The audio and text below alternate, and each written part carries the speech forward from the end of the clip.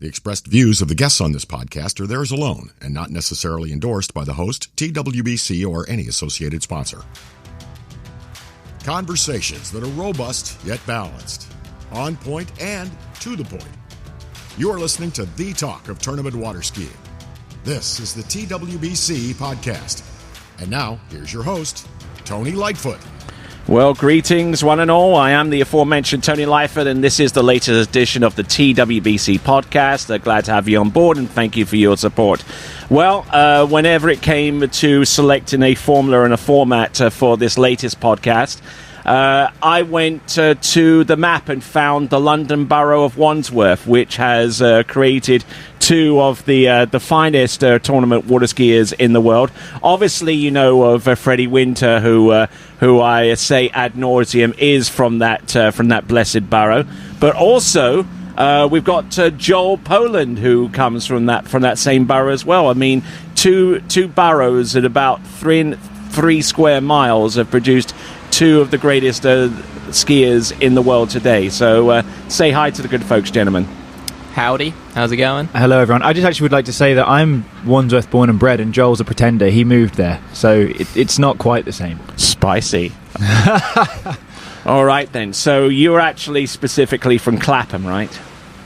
Yeah, I spent a lot of time in Clapham, but originally I'm from I've forgotten the name of it now. I don't even know where I'm from. He's from the moon, we all know that. I'm a lost boy. But he spent, when I first knew Joel, he lived in Knightsbridge.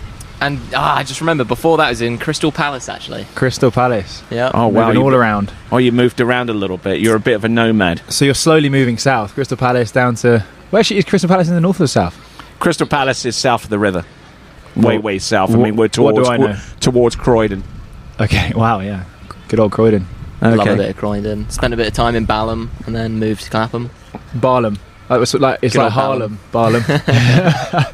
Anyway, everyone's really bored of talking about London areas. All right, yes, indeed. Let's go on to skiing, okay? Because I mean, the season is almost done, save for about two or three events. I mean, starting off with the Malibu Open right here in Lymanland.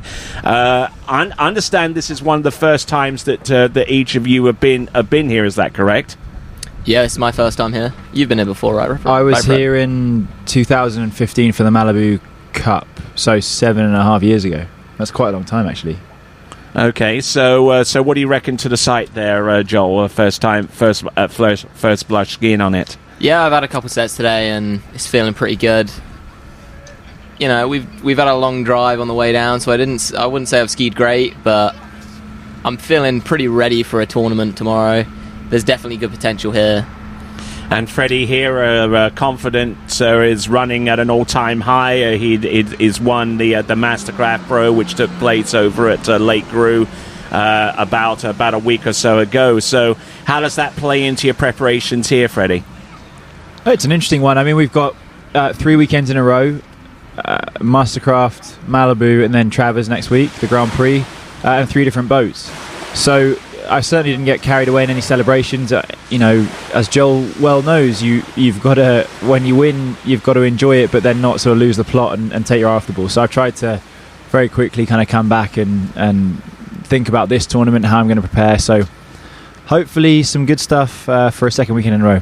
Yes, indeed. Very, very important not to lose the plot going forwards. And I mean, Joel last week, I mean, didn't quite get up to the top of the rung in slalom, but I mean, you certainly had a better than average day of jumps. And one thing that kind of stood out for me, I believe you opted up, didn't you? You went in, what was it, on 30 meters, and you opted straight up. No, 35 you went in. Yeah, I went in at 35 and opted up to 39. Wow, that must have been a thrill to have made it through that second pass, having opted up.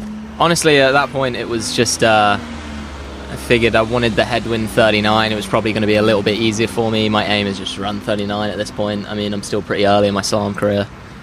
And I was trying to save energy for jump. I didn't want to do another pass and then have to wear myself down a little bit. So it was almost a bit of a tactical move, I guess. Okay, we'll talk to that in a little bit. But I mean, Freddie, I mean that takes some serious nards to opt up through from 12 all the way through to 10.75, right? To me, it's not even the opt up; it's the fact that you're doing 39-second pass. You know, we had to start at 35, and I was on the dock. I was right after Joel. He was first off. I was second off in the final, and I watched him. I'm like, well, yep, okay. Well, if there's one thing I know is that Joel's fearless. Also, he probably knew. I'd say, I don't want to be unfair on you, Joel, but probably you knew that your event that day was jump, and that, you know, you had a good chance in slalom if you really killed it, and I mean, you went for it, which was bloody well impressive. Yeah, 100%. I mean, you know, you got to run 39 at a pro event to do any kind of damage. If you don't run 39, nothing's going to work for you. So in for the penny, in for the pound. So yeah, I mean, take the headwind. Or dollar, it's about the same, isn't it? Yeah, it is around about. I think the pound has like dropped to. I don't know. I mean, it's pretty weak at the moment, but about the only thing that is weak is these two guys by the side of me. We were having very serious economical discussions on the way up on our 8-hour drive yesterday. We got into politics, we got into economics, we got into currency fluctuation, inflation. It was we got into a little bit of everything, really, didn't we? Yeah. Yes, indeed. Some highfalutin, high octane conversation there. So, I mean, talking currency aside and everything like that. So, what new? I mean, what stuff that comes in from the United Kingdom do you gravitate towards so far as news is concerned? Obviously, the main thing that went on in the last week or so was a QE2's funeral and the investiture of Charles III. I mean, does that at all interest you or anything, or is it just day to day with you guys? I feel like Fred is definitely more interested in English politics than I am. I wasn't too big of a politic guy when I left England, and I'm still not too into politics, but I know Fred's a little more involved. Yeah, I mean, I read the news every day. I have a subscription to the Times. The Times. Of course you do. Well, they suckered me in. It was a 99 cents a month for the first 6 months, and I think now it's 15, but I'm sort of stuck at $15. I'm stuck at checking the app 5 times a day. But I thought, I mean, personally, I had a lot of generous people get in touch with me, as I'm sure you guys both did, sort of saying, "Oh, I'm sorry about the Queen when she died," and I was like, "Well, it's very nice of you, but 96 years old. Like, let's not cry about it too much. Let's be happy. Had a good innings. She had a good innings, exactly, 96, and I'm probably more of an anti-monarchist now than I was." Purely because, as a result of the Queen's death, they cancelled football 2 weeks in a row, which was just a load of nonsense. I mean, like, she'd have wanted it to go on. I believe that she was really into sport, and I mean, I couldn't watch Man United lose twice. Maybe it was a mercy, honestly, but I'm not. I mean, the royal family. I mean, it's great. I don't particularly care much about it, but I think it's nice to have. It's differentiator for the country, but I mean, I think that we shouldn't really spend too much time worrying about them. What about you? What's your team? You know, I do not watch football, but this guy bullied me enough when I was a kid, so I know that Manchester United is the flag I hold. It worked. It worked. Excellent stuff. Our friend Nathan McGarry will be listening to that bit and going, "Oh, good job, Joel. Good job." Yeah. There you go. I'm a Hammers fan myself. I don't know what you have to say about that. Rough season for you. Yeah, it is. Taking Man United's leftovers in managers with David Moyes. Well, what can I say? I don't have anything by way of a response to that. So, all right then. So we're here at the Malibu Open.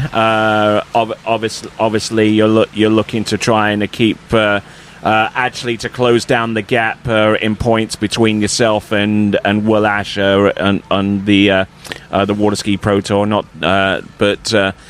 I don't know whether you could do that with this or other tournaments going forward, but I mean, it's been an exciting season, wouldn't you say, with all the results that are coming from Europe and a whole number of different formats of cropped up, haven't they? Yeah, I think it's been an incredible season in a lot of ways. We've had one of the biggest in terms of slalom tournaments. I think there'll be 15 this year, but when all's said and done, maybe even 16. But I think what's been the coolest thing this year is probably the standard seems to have just moved up a little bit. It's no longer, you get around 4 and you're guaranteed a podium. We saw Dane the other day ran 3.5 at 41 at the California Prime and he came 4th. which was rough for him, but I mean amazing for the sport.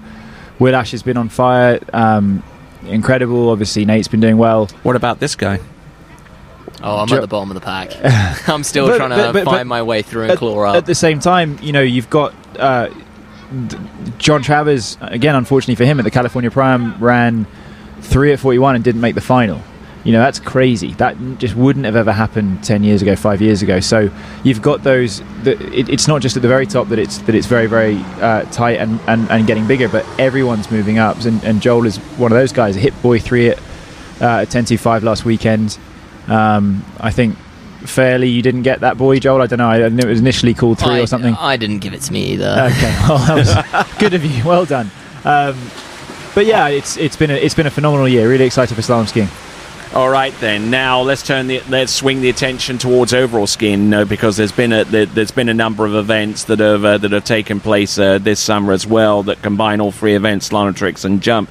So overall, it's getting a little bit of a revival as well, wouldn't you say? Yeah, we've got this overall tour going on at the moment. There's been 3 stops. We've got 1 more at the end of the year, and it's kind of been all over the world, which has been pretty cool. Mm-hmm. And the side of that overall tour I'm really enjoying is we're actually all pretty much the same group of people traveling around to each event, and we've become really good friends. Bit like a circus, huh? Yeah, like we're a traveling circus. We're all living together. It's actually a really good time. Yeah, and I noticed that you have a certain camaraderie with the skier that finished 2nd overall in the last World Championships, Dorian Llewellyn. Tell us a little bit about that. Yeah, me and Dorian are buddies. I mean, obviously you get on the dock, you snap in, it's competition, and you're against each other, but you're always rooting for each other in a sense. Like, he doesn't want to beat me if I ski bad. He wants me to ski well and then beat me at my best, and vice versa. So that sense, we're both pushing each other, and I think it's really cool. Like, you don't often find that in sport where you can be friends with your biggest competitor. Mm-hmm. I think on that point, actually, one of my favourite moments of the year actually that I saw was last weekend when Joel and Dorian had just skied. I think they had a 225 and a 224, and then Freddie goes out and does 230 first jump, and Dorian turns around and shouts to Joel, "Hey Joel, we suck." Yeah, I heard that. I think that actually made it onto the audio for the webcast on that one. But yeah, I mean, there's a lot of revival in the sport in so many quarters. I mean, slalom's obviously going to be up there, but tricks as well is certainly getting a good shot in the arm, and overall, it's. Well, look at tricks this weekend. I think that's probably one of the things I'm most excited about this weekend is they're doing a trick demonstration where they're going to show off this new invention of Donal Connolly, who has put together this instant trick scoring system, which to my mind is going to revolutionise the sport of trick skiing, and it's going to make it something that can really lead the sport. I was talking to Joel about it last night. Trick skiing is the event in the sport that can really, it can be put on anywhere. But the format so far of waiting for 10 minutes for someone's score to come out and then waiting for half an hour for the trick sheets to be finalised, exactly. That's held it back. There's no tension. There's no reason to watch it. It's boring when you've got to wait for, until the whole thing's finished to know who's won. And the whole thing's finished by 20 minutes. So this new innovation, I think, can really put trick skiing to the forefront of water skiing, and I think that's really exciting. And I think the way it's going to be handled by the webcast tomorrow, I'm going to be watching it really excitedly. What do you say there, Joel? I mean, because you're going to be in the thick of it, front and centre.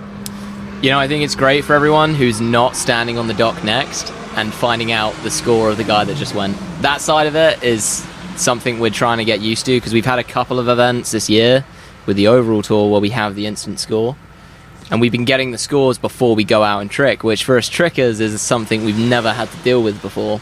But every other skier has. Every other skier has, it's just catching up. It's like, hey... Oh, 100%. Hey. I think it's brilliant for the sport. It's great to have it, but 100% it threw me off guard on the first time. I'm standing on the dock and they tell me the guy that just went out tricked more points than what I can trick. Like, all right, sweet. Okay. Well, did Joel Poland get intimidated? Yeah, he did indeed. I don't believe that. Well, that's breaking news, wouldn't you say there? let's get a headline in the Times. Okay. your overly expensive Times subscription. Man, you made yourself sound pretentious there, didn't you? Oh, I don't know. Good to keep up with things. Well, I'm more of an ESPN guy myself, but there, never mind. Well, Joel's the Sun, so at least we're above him. It's kind of lost its luster a little bit over the last few years, I do have to say, but there you go. But anyway, enough about that. Let's continue on a little bit. We're heading towards the end of the season. Obviously, some of you are making plans as to what you're going to do after the last competition. I assume you'll be at the Miami Pro, won't you, Joel? I can't make it to Miami. I'm going to be in Mexico. And I understand you'll be there, right? Wild horses couldn't pull me away, Tony. All right then. Let's assume that we've gotten to that point of the season. What are you going to do afterwards? Obviously, Mexico is calling your name. I've got a pretty fun off season. Honestly, I'm going here, there, and everywhere. I'm spending a bit of time in Bali. Might head to Canada for a little bit. A bit of time in Mexico, and I'll probably end up in Chile at some point. He reads the Times, and you end off vacationing to all these. I make the Times. That's not. Yeah, that's very good, Joel. I'm going to get fat. That's been the first thing. I'm going to work on. I'm going to go and eat all the fast food and have a beer or two. And well, you won't find any shortage of that in this part of the world. No. Well, I'm gonna start enjoying myself. I would say I'm fairly professional through the summer and try and stay in shape and stuff. And I think that when that pressure of tournaments is off, I'm gonna relax a little bit and probably not look at a water ski for a few weeks. Okay, that sounds good. Now, once you do get back from vacation, a very long vacation for you and you fattening up for the other side, then the focus starts on the World Championships, which, as of this time, no one knows where it's going to be, and no one knows when it's going to be. So how does that play into your planning around that tournament? I know there's a big long season and everything, and obviously there is a shift in focus for pro skiers towards the Water Ski Pro Tour, as it should be. But the World Championships is the World Championships. So Freddie, let me allow you to answer that one first. Until an event is announced, it might be that we don't even have one in 2023, right? It could be that if no place is announced, then we don't have one. So, to be honest with you, I'm going to start next season, and my big aim for the first 6 months of next year is to win Moomba. I came second this year, and I've never done that well down there apart from that. So I've booked my flights, I booked my accommodation already. I'm ready to go. So you've got permission to actually go in, don't you? Well, I mean, I'll get the visa. As Joel and I both know, you don't go in without the correct visa, or you'll get turned away. But yeah, I think Worlds. You know what? I've just got to be a better water skier on the day of Worlds. When that is, I'm going to aim to be a better water skier at the start of next year. Yes, when we find out when it is and where it is. frankly, it's going to happen in the USA towards in the second half of next year, right? That's what's almost certainly going to happen. So that's what I'm looking at right now. Unless maybe Spain picks it up, or I don't know. Well, I spoke to Ricardo on the whole issue, and he's steering well clear of it. So you're probably right. It is going to be in the United States. Now, the question is where in the United States, because there are a whole slew of facilities that could potentially hold it, and with the right marketing and stuff, they might be able to. What about you, Joel? I wouldn't mind if it was back at Jack's. It went quite well for me last time. I think it did. I think it went quite well for Joel, wouldn't you say?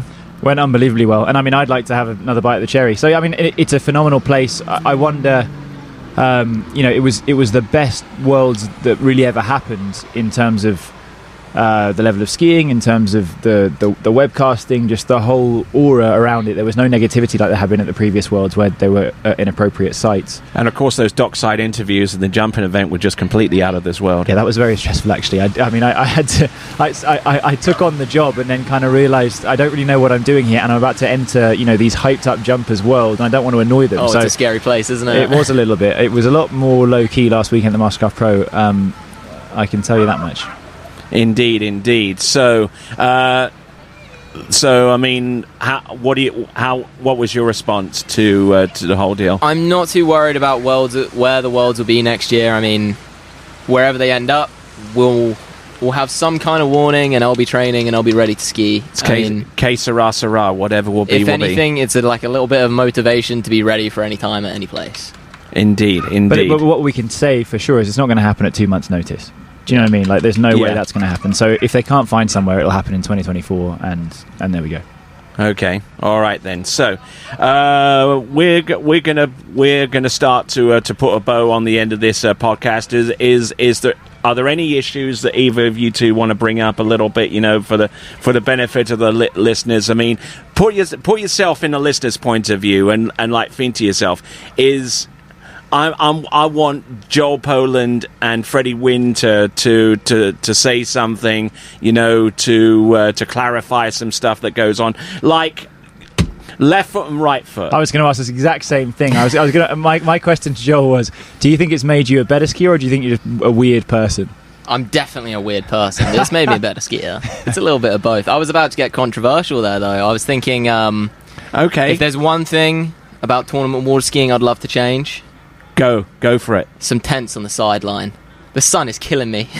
Yeah, it'd be nice to have a tent. Away. Yeah. Sorry, organisers, but that's my one complaint. Everything else you seem to be nailing for me. I'm sorry, but we're a few years away from having a dome stadium. You know what we're saying. But that would be impressive though if it ever happened. So that little hint of controversy to one side. How did you know? When was the first instance that you realised, hey, listen, I'm better off slaloming on left foot, or I'm better tricking on my right foot? And when he realised how much easier it is to ski as a left foot forward slalom, right, Joel? I did not have a choice in being left or right foot. I used to switch feet pretty much every set at one point because I didn't know my lefts and rights. And eventually somebody said you should be a lefty, so I was like, okay, I'll do that, and stuck with it for a while. But wasn't the story that your dad bought a trick ski with the back boot pushed in the direction to make you right foot forward skier? Well, so it's like, there you go. That's how I became the slalom skier of a left foot, and then trick I learned on the cable, right foot forward, and he never even thought about being left or right foot. Where did you go cable? Prince's cable? Thorpe cable? No, I started off at Prince's. Oh, did you really? Yeah, I started off at Prince's. Wow. I used to go around on that thing for hours, and I found a trick ski. I went right foot because it was easier. It's easier to cut away from the centre, right? Yeah. Yeah. And then heel side cut. The first trick ski I ever went around on the cable was actually Callum Heath. He's here today. I bought that trick ski off him, and he's a righty. There you go. There you go. That's how I learned the reverse flip is on the cable, just cutting away, and I mean, it's just pretty agricultural, but it sort of works. All right then, and also just to point out, I mean, this is a nice little quirk. Joel Poland actually has a tattoo on his right ankle just to remind himself that whenever he goes tricking, it's the tattoo foot forward, right? That's not the exact meaning behind it, but I'm going to roll with that one. No, the meaning is it's a pineapple because he's a pine in the arse. Harf. Okay, what have you identified any physical quirks with Freddie skiing that you want to highlight? To be fair, I've watched him ski a fair bit, and there's nothing that I would say he's doing wrong. It's just the fact that he pulls long and he won't ever admit it. Yeah, I don't. No, I guess I do. I do. It's a failure. I mean, I do end up pulling long. The problem is my onside is strong. I mean, that's probably the best part of my skiing, so I can kind of get away with pulling long to some degree, but it doesn't help rhythm, and it kind of messes me up on the other side. And that's the thing. I see it every now and then. You get into a bit of trouble, and you just pull a little too long. You come into the next buoy too hot, and then you're down course. And that. Yeah. Well, it's not that I'm down course because I feel like I'm able to turn in the right spot. It's just that I'm so loaded that it completely screws me into the offside, which is already not the strongest part of my skiing. Yeah. Okay, so going into the off season, what things are you working on? Maybe not pulling quite as long, or just loading up a little better behind the boat? I mean, I think actually, to be fair, I've watched myself back in a bunch of the tournaments. I don't think I'm pulling long in the, normally. It's been better. But I think that, the aim has got to be to stay more over my feet into 135, don't shoot my feet out in front, and then kind of roll on the inside. That's kind of what I'm working on. I think that's where I've had a bit more success this year of turning my offside more consistently is from a lot of work I did through the winter this year. So, that's the aim. All right then, and obviously your off season is complicated by the fact that you haven't got just one but three events to work with, and obviously the one that tends to get the most attention is tricks. So what's the new trick? What's the latest trick that Joel Poland is working on and is ready to release upon an unsuspecting world, either on YouTube or on TikTok? That was the first question I asked him this morning. How funny is that? Yep, I get that one a lot. I was trying some Moab 7s the other day. I've landed a few of those, but they're not... Oh, you've landed it? I've landed it once, but it wasn't very credit. I kind of slipped it, so I was trying to do a few of those. Took a few edges. next thing you know, I've got a jump tournament, so I had to back off of that. I guess if any judge sees a Mobe 7, their head's about to explode. Yeah. And then I tried a few last year where I was doing it over the line. So backflip, Mobe 7, over the rope. Okay. So that would be 993 points. With the current trick judging, it'll probably be like 800. Yeah, I'll lose points for going over the line. Yeah, they gotta start adding things in. They go backwards. You hit the ceiling. Yeah, you've hit it. Now you're going back down. So yeah, I got that 7 over the line. At some point, I definitely want to revisit. Obviously, double backflip's always there. And I think how many of those you tried? Double backflip. Yeah. All in all, like 10. And are you anywhere near? How close on the second rotation have you got? It's not so much the second rotation. It's just I don't think I really nailed the takeoff for the first one. Okay, so like so the that's ropes, another way of saying 0 rotation on the second one. No, like I get around to my head, and like I'm spotting my landing, but I'm landing flat on my face. I'm not landing on my ski. But no way, man.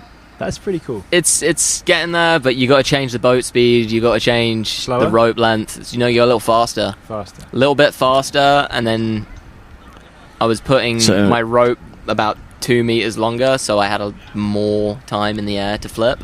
Okay. So then I don't want to become wakeboarding and have to hit double ups and go on a high pole. Like, I want to do it in a trick ski sense. If I put a high pole on and I hit the hugest double up, I can land a double backflip. All right, then. But that's not trick skiing. So, I mean, you're on your new model, the new Graviton model, the Joel Poland model. And the LTD. The LTD, of course. And, you know, I mean, that trick ski's been around for donkey's years now, I mean, in relative terms, you know. So, I mean, how much influence did you have in that ski's design, aside from the aesthetics? I mean, I was definitely the guinea pig. Matt's the one designing the ski, so I've been skiing with Matt the last 10 years, so I was definitely the guinea pig in building that ski. Actual input, I had no idea what to do with a trick ski to make it better, so I'm just giving feedback, and he was kind of translating that. But I mean, I think that's very smart, isn't it, Joel? Like, I mean, you're doing so well. You're whatever skis underneath you, you're improving at. Yep. I wouldn't bother with trying to figure all that stuff out yet. No, I mean, I don't need to worry about what the ski's doing. I mean, I'm surrounded by people who know what the ski's doing and can change it to do what I want. So now, what about you with D3, Freddie? I mean, you're working a lot with the folks there in trying to improve the ski in which you ride. Isn't that correct, or are you taking a little bit of a hands-off approach on that? Yeah, I'm more sort of in Joel's lane, I guess. It's a similar kind of thing. Like Will Bush, who I really do trust to make fantastic slalom skis. I mean, I've been there, I think this is season number 4, and I've always loved the ski I've been on since being there. So he sends me a ski and he asks what I thought about it. I hope I'm a good communicator of what I feel, and I can kind of give him the feedback that he needs.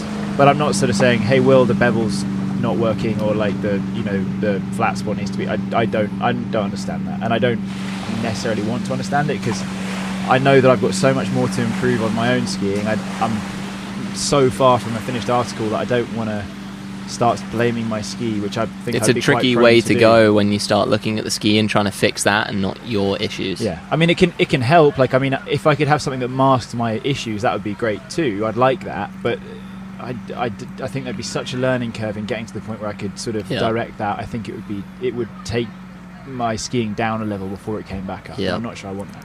All right, then, before we end this podcast, and it has gone on for a little while, you know, I mean, I generally put these podcasts and cap them out at about 25, 30 minutes, you know, because, well, some people can't listen to a podcast that are more than an hour long.